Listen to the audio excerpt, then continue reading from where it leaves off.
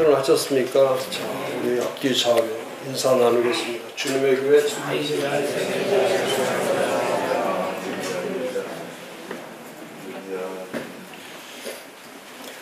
오늘 성숙의 네 번째 시간 71페이지.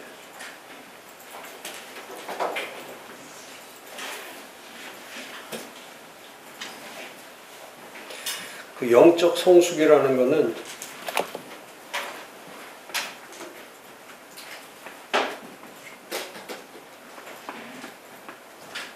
spiritual maturity, 영적 성숙한다는 것은 첫 번째가 하나님을 깊이 아는 것이죠. 하나님 첫 번째 중요한 하나님을 깊이 아는. 하나님 알지 못하면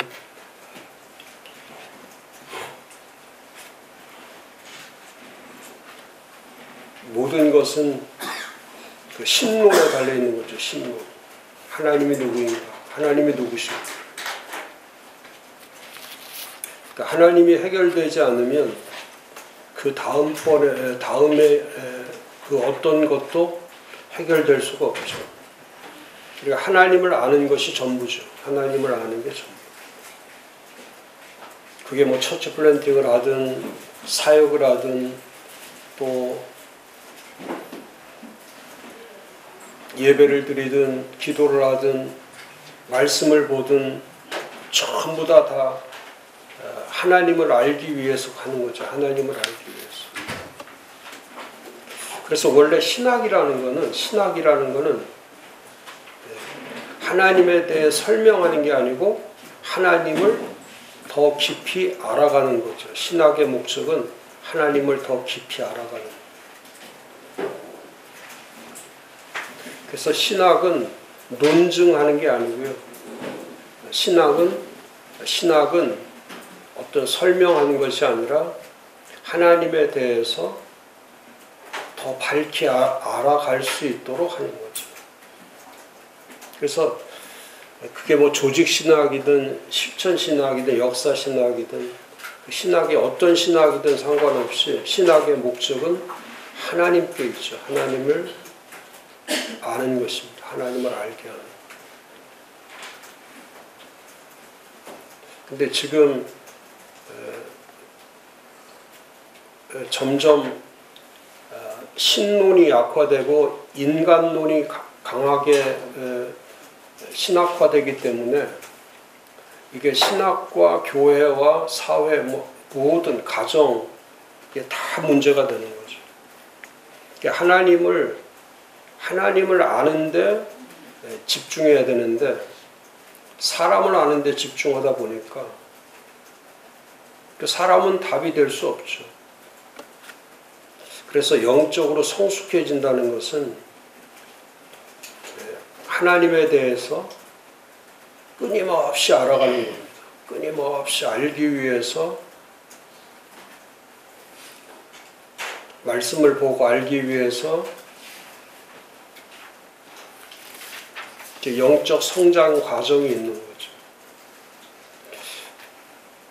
그래서 처치 플랜팅을 할 때도 교회를 세우는 게 목적이지만은 교회를 세우는 목적의 가장 중요한 것은 하나님을 더 깊이 알고 그 하나님에 대해서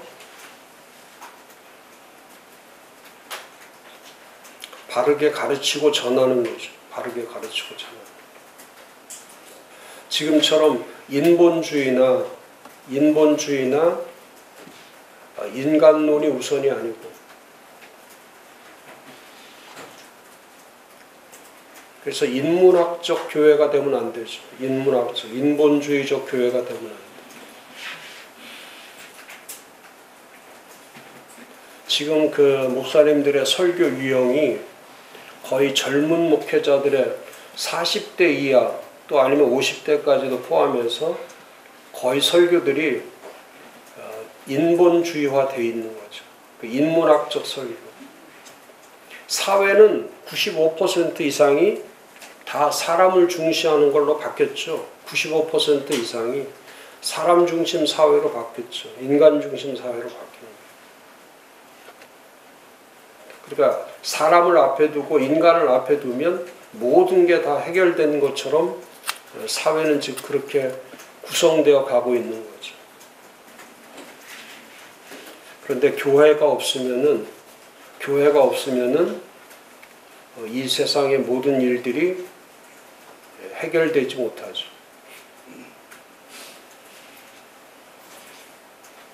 그래서 결국은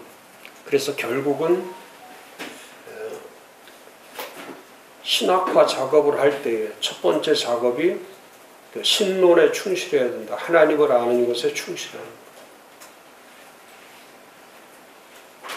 그래서 하나님 말씀에 대해서 깊이 공부해야 되고 성경을 읽고 또 탐구하고 묵상하고 암송하고, 그래서 모든 것이 하나님의 말씀으로부터 시작돼야 돼요. 하나님의 말씀으로부터 시작돼요.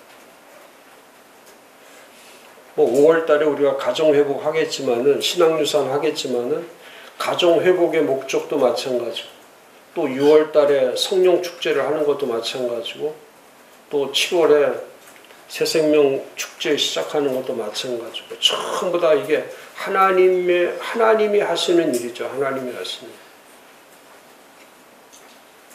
그래서 영적 성숙이다, 영적 성장이다라고 하는 것은 점점 하나님을 깊이 알아가는 단계죠. 깊이 하나님을 알아가는. 그래서 하나님에 대한 친밀성이라든지, 또 하나님에 대한 속성이라든지, 또 하나님이 주시는 말씀이라든지 이런 것들이 체계화되어 있을 때, 그 신론이 체계화되어 있으면 그 다음 두 번째, 세 번째, 네 번째는 그건 자연적으로 체계화돼. 10계명하고 똑같은 거죠. 제1계명이 잘 세워져 있으면 그 다음 거는 문제가 되지 않죠.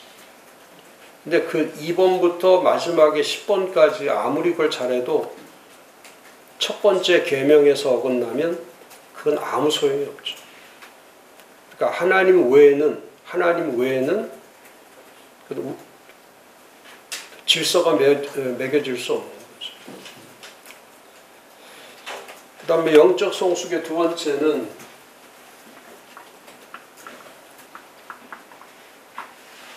그리스도를 닮는 거죠. 하나님을 알고, 그 다음에 하나님을 알되 실제적으로 우리가 삶을 살아갈 때 닮아야 될 분은 예수 그리스도죠. 그리스도의 성품을 담고, 그 사도 바울이 표현했던 것처럼 빌립보 3장 12, 14절에 내가 이미 얻었다함도 아니요 온전히 이루었다함도 아니라 오직 내가 그리스도 예수께 잡힌받은 그것을 잡으려고 달려가노라. 형제들아, 나는 아직 내가 잡은 줄 여기지 아니하고 오직 한 일즉 뒤에 있는 것은 잊어버리고 앞에 있는 것을 잡으려고 표대를 향하여 그리스도 예수 안에서 하나님 위에서 부르신 부름의 상을 위해서 달려간다.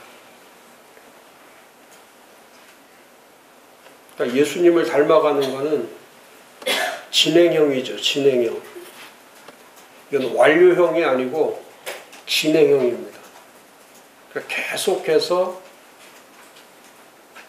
함께 동행하는 삶을 살지 않으면 그리스도의 성품의 변화는 어렵죠.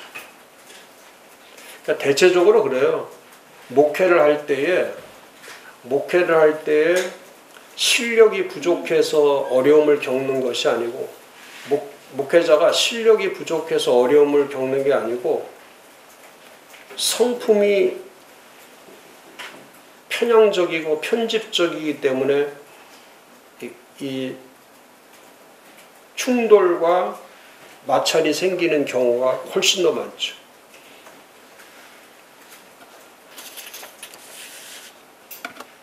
우리가 지난주에도 공부했지만은 목회는 수용성이다. 목회는 수용성이라는 뜻은 목회에 아무리 목회를 잘하다가도 목사님이 수용성을 잃어버리고 그 수용성의 균형을 잃게 되면은 교회 분열이 일어나기 시작하죠. 그러니까 목사님이 좋아하는 사람, 싫어하는 사람, 목사님이 잘해주는 사람, 그렇게 하지 않는 사람, 목사님을 반기는 사람, 반기지 않는 사람, 이렇게 수용성이 균형을 이루지 않고 한쪽에 치우쳐져 있으면은 목사님의 리더십은 그때부터 큰 타격을 받게 되죠. 그래서 목회할 때에 정말 잘해야 될 것이 뭐냐면, 일을 잘하는 것보다 사람들에 대한 그 공정함이에요. 공정하게 대한.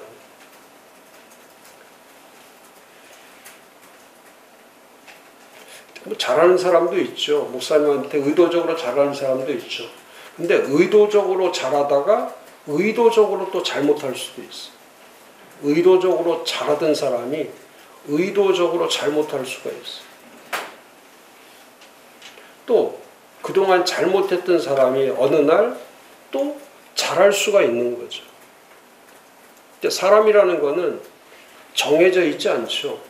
은혜라는 게 정해져 있지 않죠.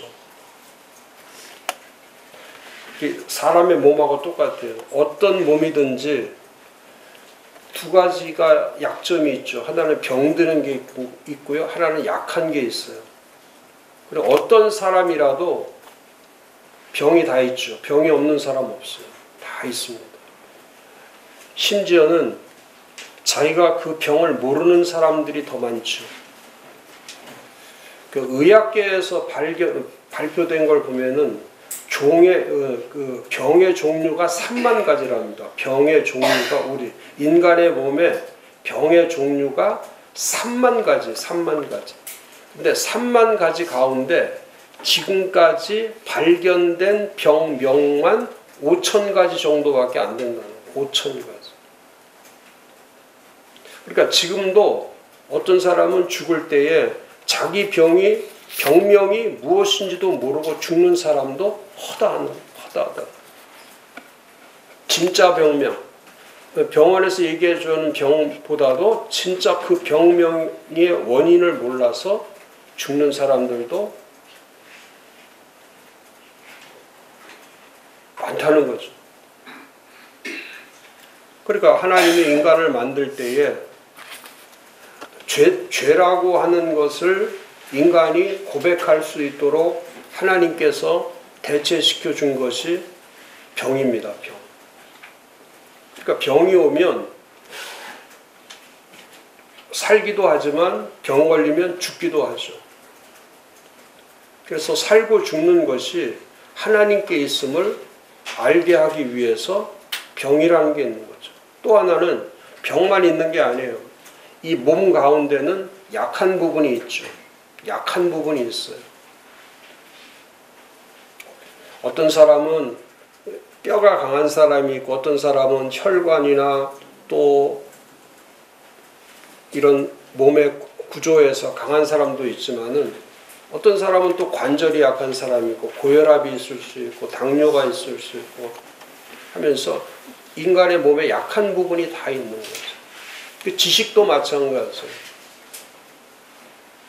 머리가 좋으면 모든 게 다 좋으면 좋겠는데 머리가 좋은데 좋지 못한 게 훨씬 더 많죠. 우리 집안에도 우리 가족들 가운데도 IQ가 156인 사람이 있어요. 156. 그래서 그 회사에서 이번에 작년 말에 그 회사 전체 직원들을 전부 다 IQ 검사를 했는데 1위 했다는 거예요. 1위. 그래서 회사가 발칵 뒤집혔다는 거예요. 근데 머리가 좋으면은 신앙도 좋고 삶도 좋고 절대 그렇지 않아요. 그게 그게 정말 하나님의 공평하심이 그거예요. 또 성품은 좋은데 또 지식이 없는 사람도 있어. 지혜가 없는 사람도 있어. 그래서 성숙해진다는 거는 이거는 한 번 완료되는 게 아니고 한 번 무엇을 달성해서 이루어지는 게 아니라 이건 지속적 관계, 지속적 법적 관계가 아니면은 그 성품을 바꿔 나가지 못하죠. 저 같은 경우도 특히 그런 것 같아요. 균형 잡힌 성품을 만들어 간다는 것은 그 날마다 십자가를 지는 것과 똑같은 아픔이 있는 거죠. 그걸 십자가를 지지 않고는 그 하나의 성품이 만들어지지 않죠. 한 번 질 때마다 하나의 성품이 만들어지는 거죠. 그래서 십자가의 가치가 신앙의 가치를 만들어 가는 거예요. 십자가의 가치가. 그러니까 십자가가 존귀하게 여겨지면 그 신앙도 존귀해지는 거고요.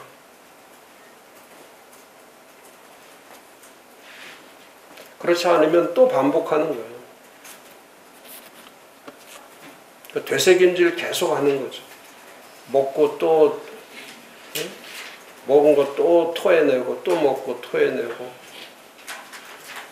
그게 반복되는 거죠. 근데 예수 그리스도를 닮아가면은 진짜 고상한 인격이 되고 그런 캐릭터를 갖게 되는 거죠. 그래서 성격, 성품, 인격, 특성 이런 것들이 목회자에게는 참 중요합니다. 특히 그 나이 들으면 더 그래요. 은퇴 후, 제가 그랬죠. 은퇴 후의 삶이 길어요. 엄청 깁니다.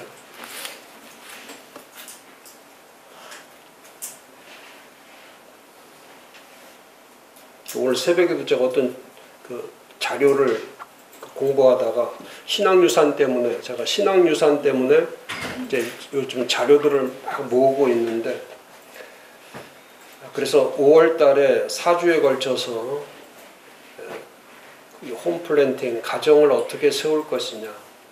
그래서 예를 들면 가족이라는 개념이 뭐냐. 하나님이 계획하신 가족이라는 개념이 뭐냐. 요즘 이제 가족이 붕괴되니까.